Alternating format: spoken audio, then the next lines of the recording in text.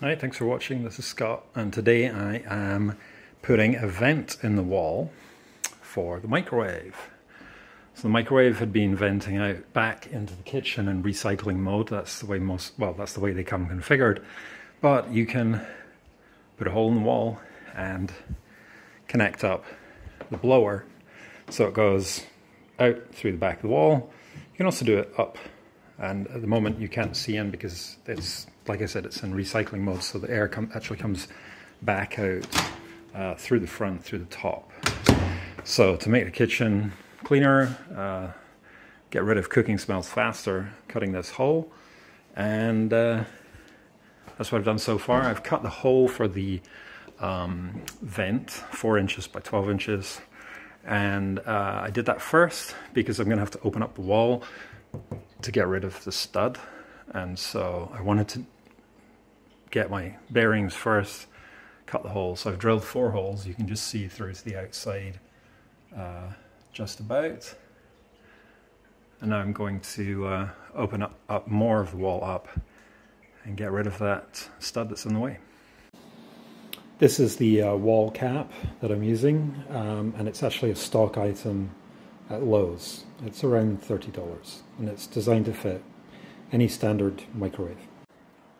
So I cut the hole bigger and found the stud on the right. The stud, of course, in the way. I cut that, but unfortunately there's a gas pipe. So the original plan was to go along and connect in to the stud on the left, but which is over here where that mark is in the wall.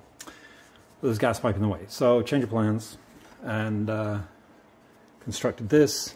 It's going to go up like so, sister in with these joints, and it's going to be great.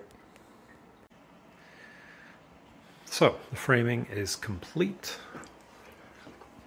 Also added an extra screw. This was only supported by 2, which, well, I guess it was enough, but nicer to have some more support. So you'll see the cable that runs from the microwave socket down to the oven is not long enough, so I'm going to extend that. Then I'm going to cut the hole. One really important thing you have to do with any of these microwaves is remove the top plate, spin the motor around and turn it until the holes here are pointing to the back. And then you put this piece on.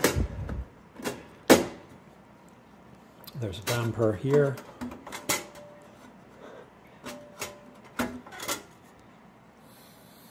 So when it's not operating, flip shut. And this is what's going on the outside of the wall. Very similar design. It has a damper that is actually on a spring.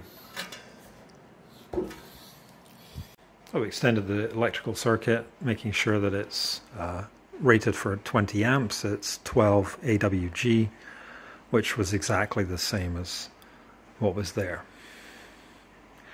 I'm now going to cut the hole from the outside. Okay, so the hole is cut. I've dry fitted the exhaust. Alright, so the hole is cut. I did put this piece of wood up when I was cutting, but here's a good tip for you. Put masking tape around the gaps, otherwise it's going to let in a ton of dust. So don't do what I did. I'm just going to fill the gaps with insulation, and then we'll get the microwave back in the wall. That's the insulation back. Next, the vapor barrier. Okay, the vapor barrier is now in behind the plywood. The plywood is up. I'm going to fill around the edges of the plywood, and yeah, then I'm going to tape it. And here's the other side of the wall. So let's take a look at it running. Should see the flap open. It's spring loaded. That's it running. full speed or turbo mode. That's it on a high, medium, and low. Even in low, there's still decent airflow. That's it off. There's a small spring which keeps the flap closed when it's not in use.